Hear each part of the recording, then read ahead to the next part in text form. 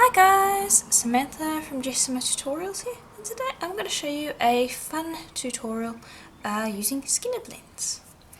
So, excuse me, I'm going to be using Primo polymer clay today, and I'm working with metallics. You can see the colours that I'm using in the supplies before the video started. But yeah, you can use any colours you want. You don't necessarily have to use the colours that I'm using. Use any you want.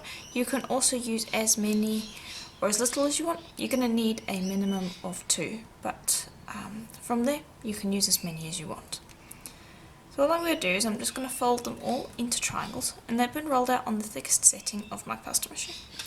Then, just to make sure that they're all nice and even, I'm going to then take each and I'm going to cut a triangle from them, just because I want the blend to be nice and smooth today.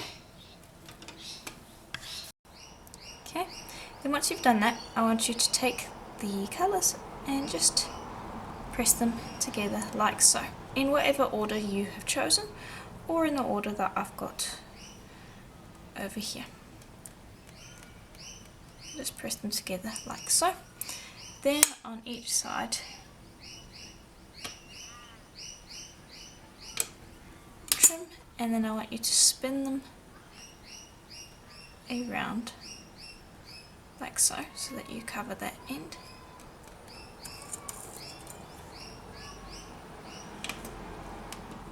And then just trim away the excess so you've got a nice clean blend.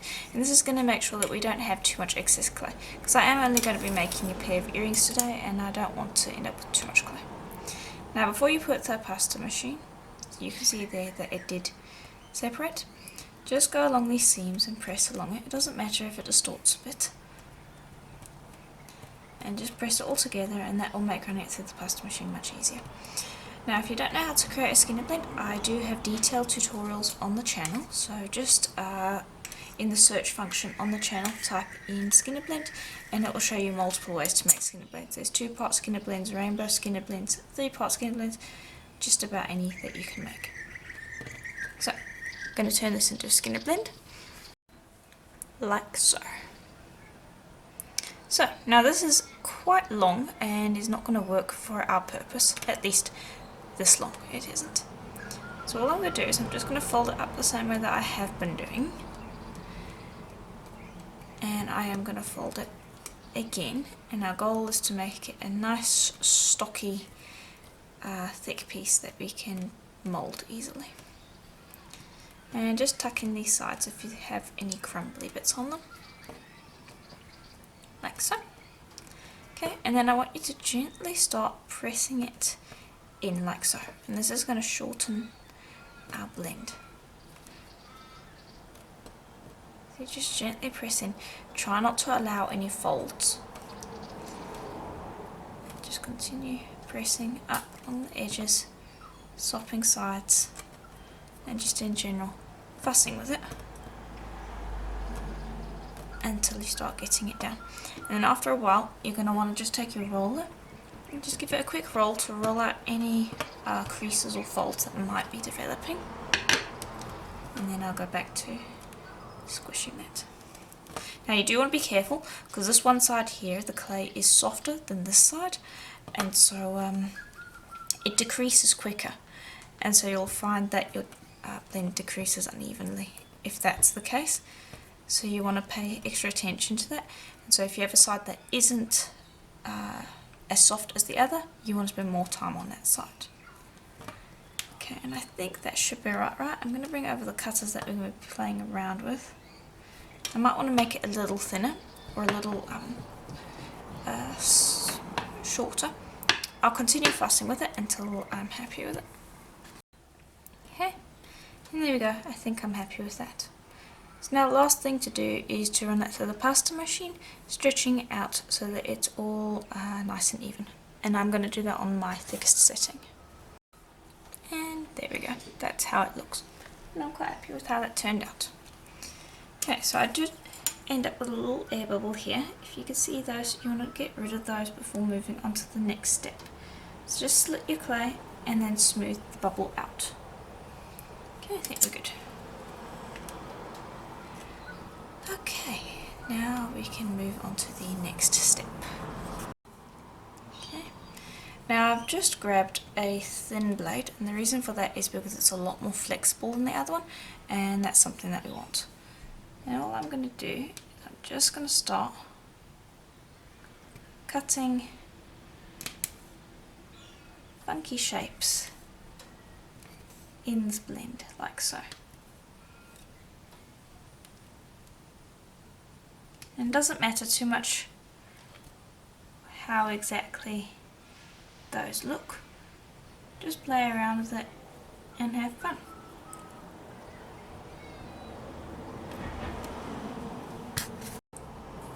Okay, and then these two end bits I'm just going to put to the side. Don't scruffle them up. If you lay them over each other like this, you can see there that we've maintained the blend, and any scraps that we may have from this we can pop onto this and try to keep the blend.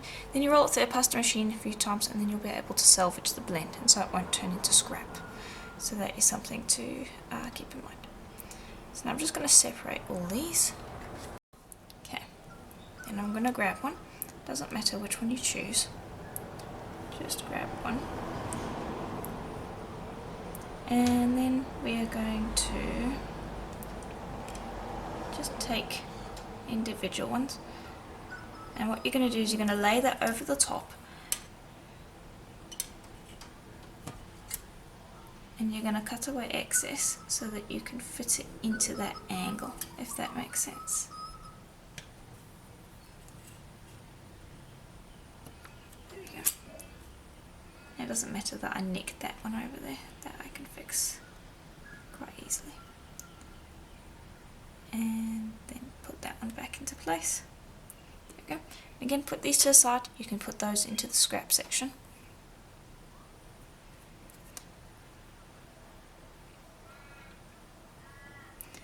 Then I'll continue to overlay it in different ways. And don't rush it. It's supposed to be fun.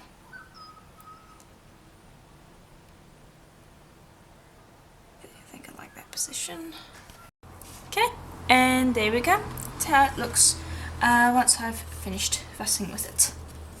So now I'm just going to take a piece of paper and I'm just going to burnish over the surface to get the pieces all to bond together and to fill out any gaps in there that there may be. Like so.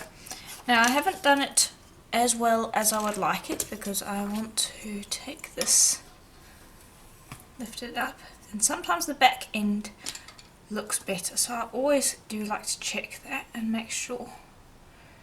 And I can't really tell much of a difference. I think I'll stick with the original.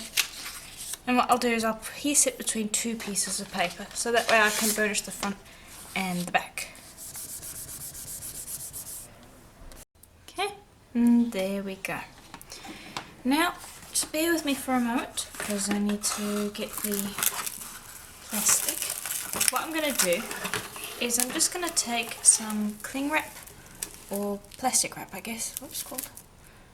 I'm just going to smooth that over the surface, like so, trying to get it as wrinkle free as possible. Okay, and this is because I want it to have a dome. Okay, so I'm just going to position them like so. Okay, then I'll move that out the way. And then press down nice and firmly. This is just going to give it a very slightly beveled edge. It's not going to give it a really heavy dome. It's just going to give it a nice beveled edge. It also allows us to cut on paper without having to worry about it sticking in the cutter. And I'll do the same for this one. Like so. And just lift the plastic up, and I'm just going to pop that to the side, and then I do like to go back in And just make sure that I cut through properly, because sometimes it doesn't cut through completely through the plastic anyway. So I do like to just make sure that I got a nice clean cut. Like so. Okay. And I'm going to lift that up. And there we go. Then just use your blade to lift the middle piece out of the way. Okay, then I'm going to put that to the side. Okay. And on this side I'm going to bring over a piece of black polymer clip, and this has been rolled out on my thickest setting and then stacked so that it's twice as thick as my thickest setting. I'm going to give that a decent burnish down onto this piece of paper, like so. Okay, then bring over your cling wrap. Okay, and I have just laid the plastic over the top. Then take the cutter that matches the inside of your piece. So this is my smallest oval in my oval set. Now what I'm going to do is I'm just going to take that and I'm very gently going to get a nice domed piece out of it. And what I do is I press down and I kind of rock from side to side, and then I'll continue pressing down, and that just makes it so that it gets a nice even dome. Repeat for the other one. Rock from side to side, lift up, and this also makes sure that it doesn't stick in the cutter because this is quite thick, so it helps prevent that. Okay, lift your plastic up, sometimes cut.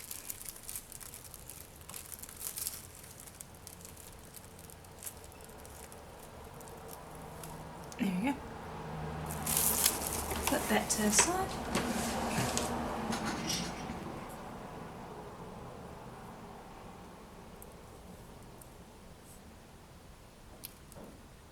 There we go. Just make sure you get rid of all that excess plastic. I'm going to remove that black flip so we don't have any extras on there. And then I will just gently tap around those sides just to make sure that's decently neat. And then just smooth down any wrinkles that may be there. We are going to sand this though, so it's not a big deal. You just want to get rid of most of the issues. Okay. Repeat with that one. Just quickly run your fingers along those sides, like so. And then just smooth over the top to get rid of any wrinkles. Okay. And you're going to not put those inside of these pieces. Over here, don't do that. I am going to check to see if it fits decently well, and it does fit quite well. There's going to be a little bit around the outside, but that's fine. I'll take that out again. We're going to bake that for a full hour at Primo's recommended temperature. Give these a sand, also give these a sand, and we'll see how these turn out. I'm not 100% on them. Actually wondering if maybe it would look better with a black background rather, but I would rather test it to see. So you're going to bake that for a full hour. We're going to sand these, and you're going to sand these as well. These ones pay extra attention to because you want them to give them a really nice gloss-like sheen so that they appear like cabochons. And then we'll put them together with a black backing. If these don't turn out well, then just ignore that step of the process and we'll continue on with the tutorial from there. Okay, and so when those are out of the oven, you want to just give them a quick sand around the edges, like so. And I quite like how it's looking, so we're going to keep it so far. We are going to be putting resin on it, so I'm not too worried about the finish right this second. So, I'm going to grab these, which I've also just given a light sand around the edges. You generally don't have to do too much to them. And I'm just going to squish that down onto the clay. trim away the excess. This is black Primo that was rolled out on the thinnest setting of my pasta machine. Don't think I mentioned that earlier. So let's trim away most of the excess. You don't have to be all that careful with it. Okay, then just go around the edges and cut away the rest of the clay like so, and repeat with both of them. Okay. Then just lift that up like so, and then just go along the edges and very gently press along them and then smooth, and that will just bevel it out a bit. And everything I'm doing with this one you are going to repeat with the other one. So I'm just being very careful here. It's a bit finicky, but it should be fine. If you mess it up, you can always take it off and redo it. Okay, and I'm pretty happy with that. Always look from the front and see if you can see any black. If not, you're good to move on to the next one.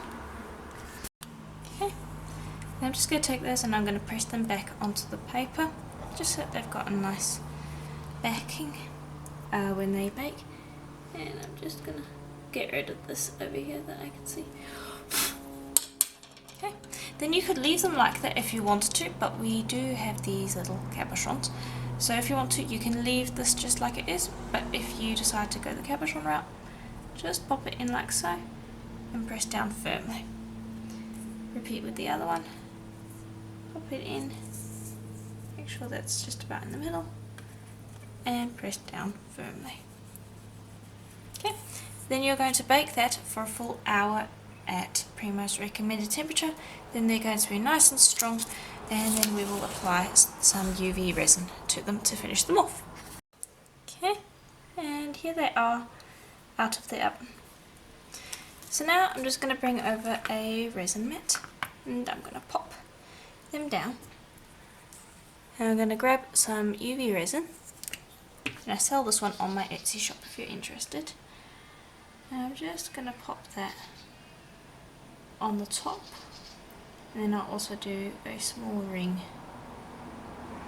around the base as well. And you can see there already how it's getting the colours to pop out.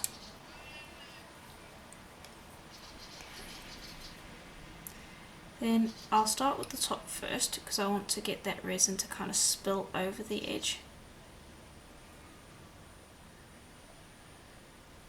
And everything I'm doing with this one, you would do with the other one.